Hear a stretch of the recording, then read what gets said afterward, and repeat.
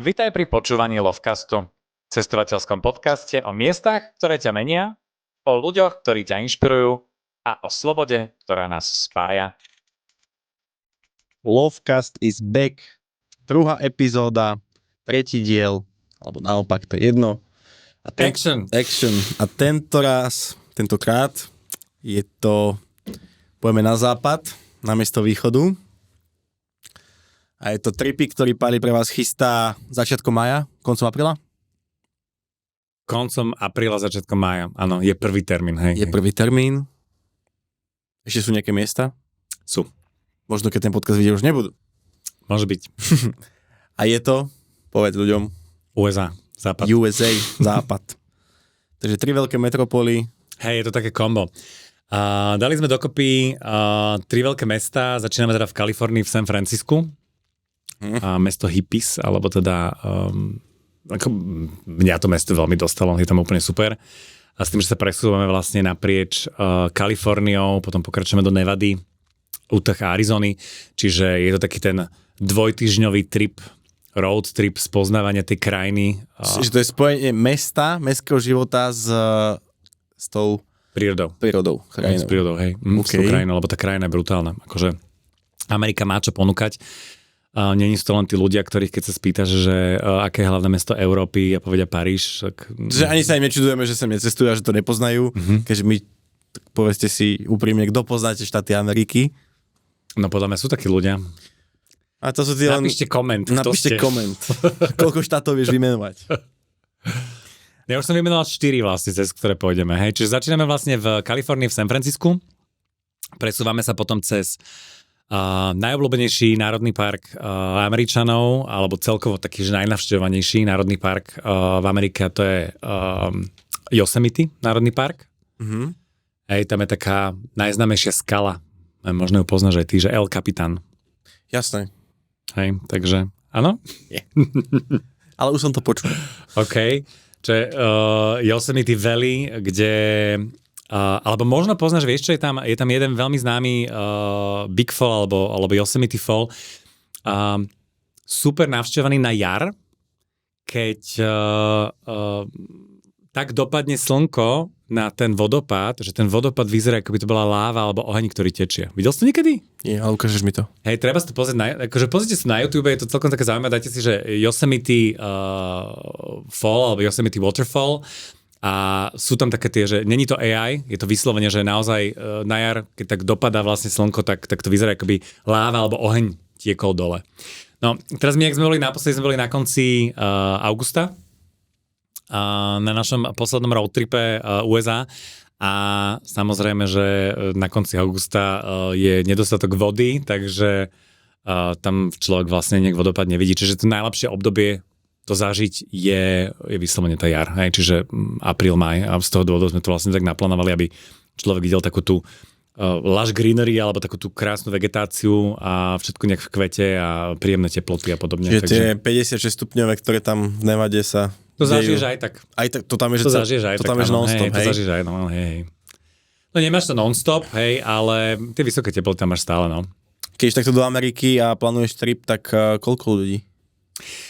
Na tento roadtrip je naozaj, že malá taká útulná skupina, tam je vlastne max 10 ľudí v skupine, lebo sa presúvame vlastne našim minivanom, čiže je to veľmi také cozy, také rodinné, príjemné, hej, čiže nejdeme teraz my nejak vnútroštátne prelety, alebo teraz nejaké veľké Icarus 50, hej, všetko autom, čiže to je vyslovene, že road trip, čiže 2 týždne sa presúvame v rámci Ameriky a po národných parkoch potom našim autom, čo vlastne poskytuje takú tú väčšiu flexibilitu, hej, že si povieme, že tu sa ešte zastavíme, toto si ešte pozrieme. Hej, všetky zástavky máš naplánované po ceste. Tie zástavky sú naplánované všetky, ale samozrejme, že funguje nejaká demokracia, to znamená, že keď si vlastne v rámci skupiny povieme, že, to sa chcem spýtať. Hej, že chceme si ešte toto ešte nejak viacej užiť, tak sa tak odsúhlasíme, odhlasujeme, ale tak máme nejaký itinerár a máme nejaké ubytka, kde musíme byť, takže nejaké... Že niektoré nie, niektoré áno, hej? Že vieš, akože veľký nejaký punk alebo nejaký freestyle si zase nevieme dovoliť, ale myslím, že to je tá výhoda, že keď je menšia skupina, tak si človek môže aj napríklad niečo užiť o pol hodinu dlhšie. Tak áno, ale niečo ešte pozrieť alebo zastaviť si. Komu to možno nesadne, vieš? Že si na danom mieste zistí, že ako by si riešil tak akože poviem od veci, ale ako sa riešia situácie, keď náhodou sa niekomu niečo stane Alebo že Tak ho tam necháme na pospas. No, však to dobre, tak Hej, kvitujem. necháme ho tam na pospas. Podpisuje nejaký oný revers, že... Nie, vieš, akože je absolútne na každého zodpovednosti si zabezpečiť cestovné poistenie, kamkoľvek ide, lebo nikdy nevieš, čo sa ti môže stať. Takže cestovné poistenie je niečo, čo my ponúkame. Taká Amerika by som asi do toho cestovného poistenia išiel a teda vrelo odporúčam, pretože tá starostlivosť je tam naozaj drahá. My máme aj teda nášho partnera Unión, ktorý v podstate poskytuje poistenie teda pre nás za dobré podmienky a máme taký najvyšší balík, kde v podstate, keby sa niečo stane, tak aj helikoptéra príde pre teba a máš to vlastne kryté. Takže, to až takto? Hej, lebo však si niekedy na odľahlých miestach, kde potrebuješ. Hej. Ale tak zase v Dead Valley sú aj také tie výstražné cedule, že...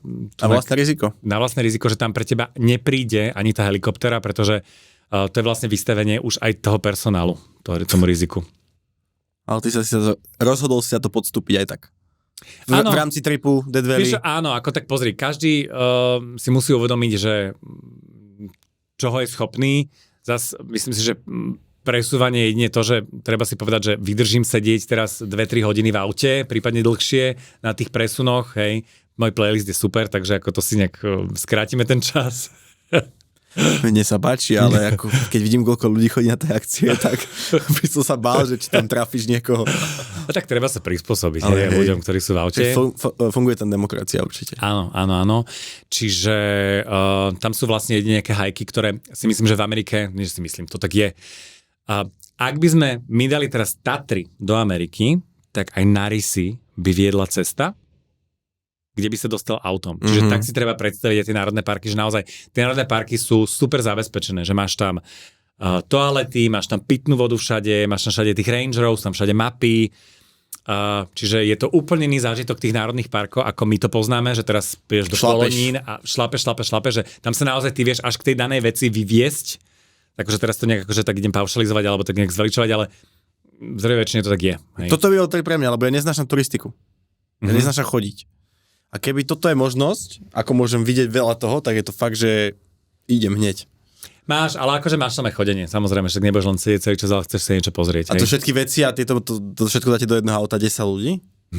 Také obrovské auto? No, to obrovitánske auto. Treba povedať, že Pali bude váš osobný šofér. Presne tak. Ty už si neraz si absolvoval túto cestu.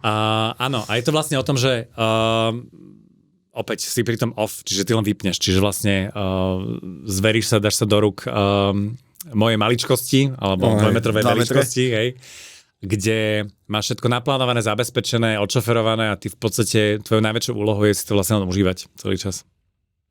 Wow. Takže prilietate do San Francisca? Prilietáme do San Francisca, pozrieme si San Francisco a všetky tie ikonické veci, ktoré tam sú. Je tam návšteva Alcatrazu, hej, kde bol teda väznený Al Capone. Wow. Ikonický Golden Gate Bridge a Golden Gate Bridge je taká vec, že keď ju, a môj mozog to akože stále nejak nevie pochopiť, je, že pokiaľ pozeráte nejakú tú hollywoodskú produkciu, hej, a vidíte v každom filme, že ten most je zničený, a potom zrazu tam stojíte, ten most tam stále je, tak vám to akože nevychádza, že to už je zničený už niekoľkrát. Hej, či Planéta opíc a podobne, že San Francisco, a teda najmä v takých tých letných mesiacoch má svojho pravidelného návštevníka, alebo teda Kyle the Fog, alebo Hmla, Karol, ktorý tam príde a pravidelne zamaskuje, takže treba aj vyčíhať. No? Ja sa čakám, že je väčší. Áno, a on je menší. 2,7 km. To je úplne nič. To tu máš... Ty môžeš pešo. Ale ty vlastne, ty nerad chodíš. Nie, ale čakal som, že to je akože brutálny. A on čo vlastne rozdeľuje? Kaliforniu a... Stále Kaliforniu. Či Kaliforniu, ale Stále Kaliforniu, hej. Či zo San Francisca niekde do nejakého ďalšieho mesta? Hej, hore vlastne máš len lesy, kde máš vlastne tiež veľké sekvoje, takže ty vlastne odchádzaš z mesta a čo ľudia chodia z jednej strany na druhú, lebo vlastne pozeráš na ten správny uhol, aby si vlastne pozrel alebo odfotil most Golden Gate. To sa môže stiahnuť z internetu. Môžeš, ale je to iný zážitok. Vlastne všetko si môžeš pozrieť na YouTube alebo stiahnuť z internetu, nie? To je pravda. V dnešnej dobe. A ja čo viem, tak napríklad, či ja poznám z tých parkov, viem, že máte viac národných parkov v programe. Áno. Tak Yellowstone, či to je, som mimo? Vieš čo, Yellowstone aktuálne nie. A určite do budúcna, ale tak akože neviem sa nafúknuť. Takže čo sa týka týchto národných parkov, tak zo San Francisca sa pokračuje do toho najbližšieho, ktorý, jak som povedal, Yosemite. Ďalej si do Sequoie. To sú Sequoia tie je taká, áno, ona je taká, že Národný park je známy práve tým, že sú tam sekvoje, alebo teda veľké stromy. Je tam aj General Sherman Tree, ktorý je taký, že najväčší maskot tohto parku. Nie tým, že aký je vysoký, lebo on v podstate je taký, že keď sa pozrieš z diaľky, tak on je taký uťatý a už nerastie hore, ale on rastie do šírky. Čo on je vlastne najväčší kvázi tým obvodom svojím, hej, to je niečo ako 30 metrov, ak si myslím, že tak okolo. A ukážem ti potom aj nejaké fotky, že vlastne, keď ja 2-metrový človek stojím pred týmto stromom, tak som naozaj, že pidí. No a máš takú možnosť, že keď sa prechádzaš vlastne po Sequoia národnom parku, tak ty tam máš stromy, ktoré sú staršie ako 2000 rokov. A naozaj, že to sú obry. A prídeš si fakt, jak taký midget, že ideš vlastne po tej ceste, že áno, ideš vlastne po tej ceste a teraz pozeráš, že pri tej ceste sú tie obrovské stromy, ktoré vyzerajú úplne mega, akože naozaj nádherný park. Čiže to sú vlastne prvé 2 parky. Potom sa presúvame do Death Valley, ktoré je vlastne teraz napríklad, keď sme išli, že najsuchšie, najteplejšie miesto nás prenasledovala 5 hodín búrka, ale tak nás prenasledovala, že my sme vlastne stále konštantne boli v nej a ona s nami cestovala. Takže to boli také momenty, že keď som troška išiel rýchlejšie, tak som unikol. Ste mali počkať na pol hodinu a potom ísť. Nie, práve, že snažil som sa stále akože rýchlejšie uniknúť. Ale bolo to super, lebo mali sme také zastavky, že predbehli sme to a pozerali potom, jak príde k nám, hej, a ty vidíš presne, jak ide ten dážď. Toto musí, to sa mi ľúbi. Aj tie blesky, jak idú, takže to stalo úplne za to. A na mobiloch sme stále dostávali tie správy, že flood alert, lebo tým, jak si vlastne ty v tej nížine a tá voda začne stiekať z tých strán, tak vlastne všetky cesty sú zaplavené. Hej, a tvoje auto sa musí zmeniť potom na motorový čln. Takže Death Valley, ktoré má vlastne aj, tam je také, že Mount Whitney máš najvyšší bod v Amerike a kúsok odtiaľ máš vlastne Badwater Basin, kde je vlastne to najnižšie, myslím, že minus 86 metrov pod morom, kde vlastne to klasifikujeme ako najteplejšie miesto na planete. Hej, tých 56 či koľko stupňov tam bolo max akože nejak nameraných, takže tam je zastávka.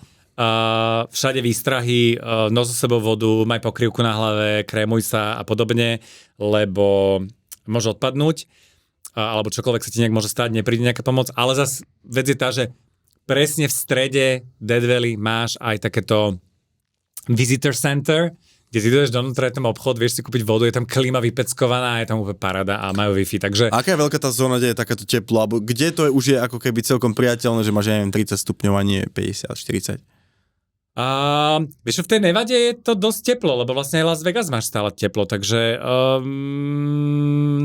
hodiny ideš a... Čiže bez klímy nejdeš? Bez klímy nejdeš, nie, klíma. A hlavne v Amerike, Američania milujú klímu, majú vypeckovanú klímu všade, takže klíma je základ a nápoje lad, všade lad, veľa lad. No dobré, z Death Valley idete potom do akého mesta? Čo tam? Do Las Vegas. Do Las Vegas. Hej, hriešne mesto. To je trošku nočného života, hej? Áno, tam bohužiaľ to je teda mesto gamblerov, lebo však v podstate všetci nejak ľudia, ktorí sú z Vegas, tak asi prepadli teda hazardu. Ja keď som bol prvýkrát vo Vegas pred 15 rokmi, tak moja prvá návšteva bola lekáreň a už to ma tak prekvapilo, že ja som išiel do lekárne, si niečo kúpil a v lekárni boli presne tie mašiny, tie slot machines, hej?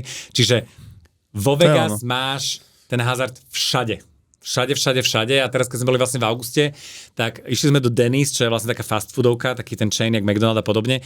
Tak my sme prechádzali do tej reštaurácie cez kasino. A teraz v kasine tma, žiadne hodinky, všetci nešťastníci, ktorí proste tam akože gamblujú a to sú výhercovia.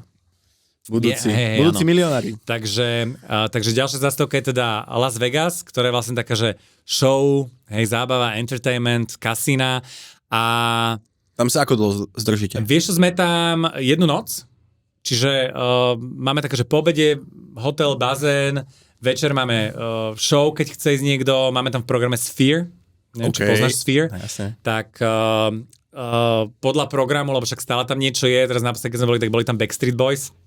Bol si? Hej, neboli sme na Backstreet Boys. My sme išli potom na Postcard from Earth a to je vyslovene také, že z celého sveta ukážky, takže vizuálna šovka, To asi ešte niekoľko hodinu zaujímavejšie trvá, asi je to v tom. naozaj krásne. Podľa mňa zábavnejšie ako Backstreet Boys, A hej. to majú v cene ľudia? Nie, toto nemajú v cene, lebo Kto chce, ide. nemôžem prinútiť, že niekto môže povedať, že som gambler, chcem ísť do kasína, tak poviem, OK, tak choď. Tak nedám 200 € na listu, keď to môže Vieš, ale sú fajn, znásobiť. akože tá cena je tam podľa toho, že kde sedíš, od nejakých $80 do 120 podľa toho, kde sedíš a ten zážitok tam máš, takže dajme priemer, že 90 € ťa vidie lístok za takúto showku, ktorá naozaj stojí za to. Prípadne koncert. Máš tam Davida Copperfielda, ktorý stále ešte vystupuje a za ňu to si môžeš tiež za $80 kúpiť a pozrieť si jeho show, hej. Čiže ako je tam čo vidieť. Alebo prípadne teda je to také, že wedding capital of the world, čiže ak by sa niekto chcel zobrať, tak môže. Hej, je tam vyslovene, že Sa chodia fotiť aj budova, kde si ideš vlastne vybaviť všetky papiere a náležitosti na to, aby sa vedel zobrať, čiže tam vlastne preveria to, že či náhodou nie si nejaký podfukár a nie si zobratý niekde a máš deti a tak ďalej. Dajú ti potom a môžeš do hoci ktorej kaplnky, kde ťa vlastne oddajú a potom máš rôzne balíky, hej, akože také, že... No, to sme pri tom, že to je biznis. Áno, že či ťa teraz zoberú alebo to oddajú ťa, hej, teda za $100, za $100, alebo potom si vyberieš Elvisa, ktorému zaplatíš $400, alebo nejakého kapitána A Spocka to či zo akože Star oficiálne Treku. platí aj tu u nás potom? No, ten... Áno, platí ti to zväzok? oficiálne aj u nás, presne tak, čiže vlastne oni ti normálne dajú všetky náležitosti, ktoré sú, v Amerike ti to platí a vlastne prídeš potom na Slovensko, kde na matrike ti uznajú všetky tie papiere, ktoré sú, hej, za nejaký No, vidíte. poplatok, takže vieš sa zobrať aj takto A do love Vegas. doslova? Hej, Wow. love with love, hej. Ale tam sme teda vo Vegas, lebo OK, tam tá šovka, ale predsa chceme si pozrieť nejak veľa, tak vlastne sa presúvam potom z Vegas do Zion National Park, kde už vlastne my potom prechádzame prešli sme z Kalifornie do Nevady a teraz takto prechádzame ďalej do Utah, kde Ja mám je iná otázku, aký časová rozdiel zóna. aký dňový rozdiel je medzi Franciskom a Las Vegas? Že koľko dní trvá tá cesta cez tie národné parky, cez ten Death Valley a toto, Vieš čo, my sme všade jeden deň, čiže my si v podstate takto to dávame, že si San Francisco deň, potom sa presneš si Yosemite ďalší deň, potom si Sequoia ďalší deň, čiže v podstate... Stále spíš inde. Stále spíš To je ide. super, Čiže toto je- road trip, presúvaš sa, to je hej, čiže mega. spíš v hoteloch, v moteloch, hej, proste pri ceste, pri diaľnici, akože sú super a stále sa vlastne takto presúvaš, stále sa takto on the go. Hej, aby si vlastne videl čo najviac z toho celého, tak je to vlastne koncipované. Koľko treba naplánovať takýto trip? To musí byť ťažké aj, čo sa týka akože... Vieš to podľa toho, že čo je tvoja srdcovka, vieš, sú veci proste, ktoré máš najradšej a proste tie spravíš takto, hej, a potom sú veci, kde naozaj potrebuješ detaily, ešte nejaký rešerš, zistiť si čo, kde ako, prípadne nejaké kontakty ešte, alebo je ťažšie tam potom nájsť nejaké ubytovanie, takže to ti trvá dlhšie, takže záleží podľa toho, že čo to je. Toto je akože klobúk dole. Dobre, ďalší deň. Zion Národný park. Zion Národný park, tam je také super, že tam vlastne ty prechádzaš takými obrovskými skalami, stále vlastne máš pocit, že si v suchej krajine, suchá krajina stále nič, len proste vidíš nejak popri ceste nejakú zeleň, ktorá je vlastne pri rieke, pri Virgin River a zrazu sa dostaneš do Zion Canyonu, kde je všetko brutálne zelené. A teraz máš ten kontrast, že červené skaly, všetko je zelené, modrá obloha, úplne na mikroklíma je proste v tom údolí a máš tam, všade srnky sa tam prechádzajú, divoké moriaky. Tam opäť to je taký ten luxus, ktorý majú Američania, že vlastne ty zaparkuješ na tom veľkom parkovisku a buď to celé prehajkuješ, alebo sú tam pravidelné šatle a oni ťa vlastne ten šatel ťa vyvezie niekam a potom si spravíš ten hike. Hej, akože nechcem teraz povedať, že lazy Americans. Pre nás. Ale je to také pohodlnejšie, že vlastne ty si môžeš vystúpiť na hoci ktorej zastávke, kde vlastne chceš. Hej. Ale čo je super vlastne na Zion Canyon Národnom parku je, že ty v podstate tam máš takú možnosť, že ty chodíš aj v rámci toho kanionu, ktorý je vysoký až 100 metrov a ideš po rieke. Čiže ty si tam vieš, keď nezoberieš si svoje kroxy alebo svoje nejaké neoprenové topánky alebo podobne, tak vieš tam prenajať topánky a ty vlastne v určitom bode už chodíš po rieke. Čiže vlastne chodíš tam po rieke a ideš a to sa vlastne zužuje a je to brutálne. Akože asi strihnem nejaké fotky potom aj do tohto podcastu. Určite, že tu by si vidíme, toto, hej. lebo to bude predávať. To... Áno. Zatiaľ už idem s tebou na 2 tripy. OK, tak skúsime k ďalší teda dať. Ďalej, čo je vlastne, je Bryce Canyon, ktorý je vlastne kúsok od Zionu, no kúsok, relatívne kúsok, akože sú nejaké 3-4 hodiny jazdy. A Bryce je známy hudus a hudus sú také jak ihličie, také v podstate také stĺpy rúžové, ktoré vlastne vznikali tak, že si mal nejaký... Daj si, že Bryce Canyon do Google a to vlastne fungovalo tak, že keď vlastne máte kameň a na to pôsobí ľad, sneh, voda, tak ona vlastne formovala tieto hudus, tieto ihličky a medzi tými ideme vlastne na trek. Čiže my sa vlastne prechádzame. Áno, to ste hudus na trek. Toto budete vidieť potom. A to máš vlastne ty z vrchu pohľad, ale predstav si, že medzi nimi sa vlastne prechádzaš dole. Hej, že máš vlastne takú, že... A je to strašne fotogenické, pekné, akože úplne mega pre oči, niečo také vidieť, zažiť. Takže tam je taká, že výživnejšia prechádzka. A to je skore ráno, je tam, že sunset aj sunrise viewpoint, kde si vlastne pozrieš, ako dopadá slnko na to, tá rúžová je krásna, akože úplne, že pekné sú tie útvary. No a potom z Bryce sa presúvame do Page, čiže ideme vlastne z Nevady do Arizony. A Page je známa kvôli tomu, lebo vlastne Page je to východisko, kde sa ide na dve také atrakcie. Jedno je Antelope Canyon, a druhé Horseshoe Bend. Hej, tam je rieka vlastne Colorado. Rieka Colorado vytvarovala takú skalu, ktorá vyzerá ako podkovička, akože Horseshoe Bend, tam sa vlastne zastavíme. A kde vlastne ideme my je Antelope Canyon a Antelope Canyon je vlastne preslavený tým, že Windows, alebo teda Microsoft kúpilo šetrič, alebo teda fotku od jedného chlapíka, ktorý odfotil tú stenu v perfektnom svetle. Červené? Áno, takú tú vlnu, hej, sa The Wave. Zaplatili mu za tú fotku $1 000 000, aby to používali vlastne ako, myslím, že to bol šetrič, ktorý si človek vlastne mohol vybrať. No a vlastne navštevujeme tu aj, prejdeme sa cez tento úzky canyon, je Lower Canyon, čiže vlastne sú dva, kde vlastne ideš, jeden je taký komerčnejší, cez ktorý sa prechádzaš a potom je taký nižší, kde aj musíš zostúpiť.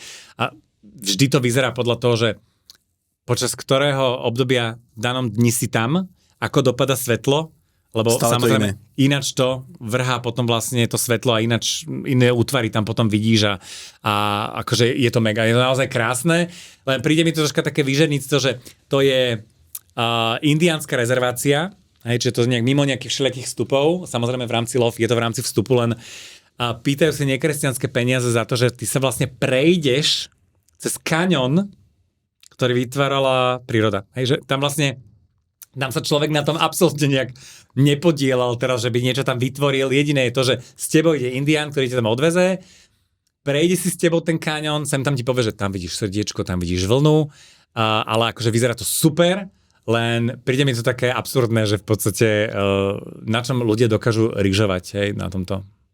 Zase sme pri tom, že biznis v dnešnej dobe áno. vie vzniknúť z hocičoho. A Grand Canyon máte tiež?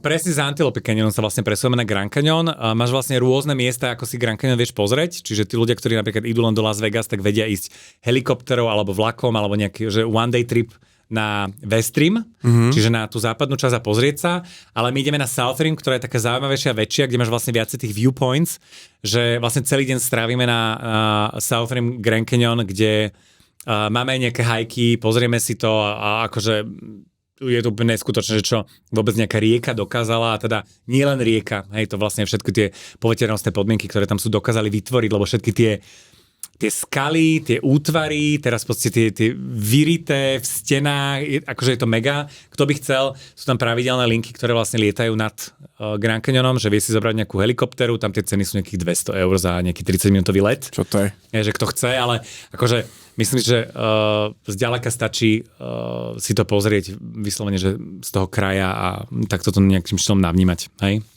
Že to je posledná jedna z tých zastávok tých vieš čo, není to prírodných? posledná, lebo po Grand Canyon ideme do takého môjho favorite. Je ešte jedna moja taká topka, ktorá je už bližšie k Las Vegas a to je Joshua Tree National Park.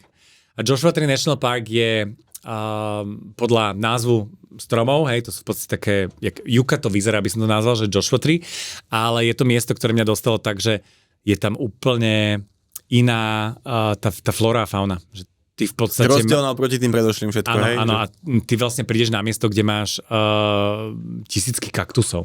Hej, a teraz ty sa prechádzaš medzi kaktusmi a vyzerá to, že to akože keď som prvýkrát bol, tak som si povedal, že to som videl tak maximálne tak v botanickej záhrade, niečo také, hej. Akože tie útvary, ktoré tam sú z tých skál, proste tie prechádzky, opäť, keď tam ideš zase v nejakom auguste, tak je tam naozaj teplo, treba tú vodu a tak ďalej. ale tá príroda je tam taká iná, taký alien planet, mi to príde také, že mimozemské. No, takže to je taká moja obľúbená.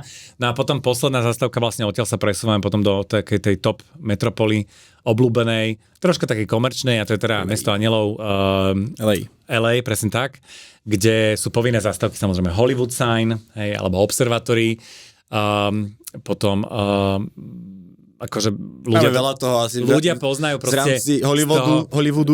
Že máš Walk of Fame, kde máš vlastne tie hviezdičky všetkých hviezd, celebrít, spevákov a podobne na... To chceš vidieť? Vieš čo, ľudia to chcú vidieť, alebo chcú vidieť to, že odfotiť sa so svojou hviezdou, hej, neviem, poznajú niekoho, tak som teraz tu.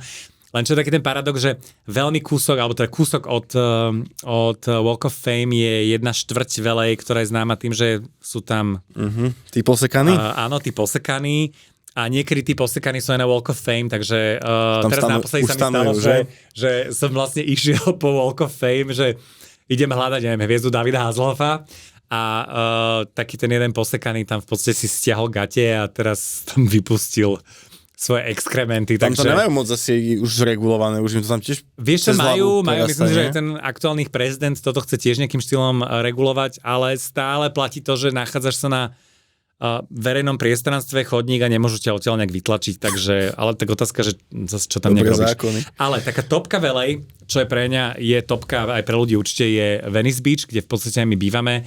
A Venice Beach je mega pláž, kde sa ináč aj pár častí natočilo z Baywatchu, hej, nie na Malibu, ale teda Venice Beach a tam je aj Santa Monica Pier, kde sú kolotoče a odtiaľ chytajú ryby, že taký ten klasický chill. Je tam veľa takých tých open-minded a free spirit ľudí, hej, tak ako vlastne v celej Kalifornii, takže na veľa miestach cítiš marihuanu, potom sú tam tie mushrooms obchody ale zase na Venice Beach máš strašne veľa fit ľudí. Hej? Na korčuliach, na bicykloch, brutálne postavičky, behajú, takže tam máme vlastne taký deň, že si vlastne robíme taký, že chill na pláži, kde si môžeš dať drink, piknik a proste okúpať sa a užiť si taký ten, jak sa že California feeling a vibe, no, presne tak, takže to je taký ten okruh v rámci. Dobre, a tam končíte, odtiaľ odlietate? Áno, hej, čiže prilietame vlastne. Auto necháš tam? Tak, presne tak. Hej, toto majú akože... Však nie je moje. Nie? Ale depozíti nevrátia. Tak čo, však nevrátia. Takže tí, čo chcete zažiť spojenie veľkomesta, nočného života, gamblingu, prírody, Hollywoodu a nádherných národných parkov, tak toto znie naozaj zaujímavo. A ešte sú tam nejaké voľné miesta, takže si to kľudne môžete skúsiť zabukovať u Paliho. Tak. A ako tam asi nepôjdem, ale teším sa na... A prečo tam nepôjdeš? Ja neviem, dlho to je, 2 týždne. Dlho to je? Drahé to je, kto mi to zaplatí? Ale to není vôbec drahé. Pozri, za to, čo dostaneš? To je... Letenka. Počkaj, bavíme sa drahé vlastný šofér, cestovanie, vstupy. Drahý na moje možnosti, aktuálne. No tak mali by sme popracovať na tvojich možnostiach. Výborné, tak môžeš najprv zlepšiť moju finančnú gramotnosť a potom sa môžeme baviť o cestovaní. Budem kľudne aj každý mesiac cestovať. Hej, ináč pokiaľ by niekto chcel vidieť, že ako to tam vyzerá, tak samozrejme fotky sú aj na webe a fotky sú aj na sociálnych sieťach, aj z daných národných parkov, čo sme boli, takže pozrite si. A ja verím, že Pali bude z týchto miest robiť aj zaujímavé videá, lebo to bude to, čo bude vám to predávať. Ale ja nemám čas robiť tie videá, keď sprevádzam, vieš? Alebo zoberieš nejakého obyčajného človeka, ktorý ti to bude točiť, strihať a bude s tebou. Je to už riešime tvoju finančnú gramotnosť? Áno. OK. Pokiaľ niekto chcete a máte tie možnosti a viete, tak sa kľudne môžete Pali možno ozvať. OK, ináč, vieš, čo by sme mohli povedať? Že keď chceš cestovať z lov, tak ty máš platiť aj na splátky alebo po častiach, vieš? To je taká vec. To si mal na začiatku povedať. No, tak ja si šetrím tie najlepšie veci nakoniec. Nie, akože pozri, pokiaľ nejaký zájazd, dajme tomu ako teraz USA západ, hej, tie 2 týždne alebo tých 15 dní za 3000 €, tak vlastne vieš to rozdeliť na 3 časti a platiť postupne. Ale dokým odletíte, tak to musíš mať splatené. Áno, najneskôr vlastne do mesiaca pred odletom, hej, takže tak. A bezročne? Bezročne. To je úžasné. Hej. Tak ja si požičam od teba 3000. Lebo vieš, povedal som si, že keď už všetci konsolidujú, tak pomôžem ja ľuďom, keď sú teda takto na tom, že musia šetriť, tak môžu si takto vlastne po častiach platiť. No, takže ty, čo máte záujem, www.love loff.sk alebo Instagramový kanál Love alebo Travel. Pali. Je tu pre vás. Ďakujem. Ďakujem, Maja. A vidíme sa na budúce. Ďakujem, čaute.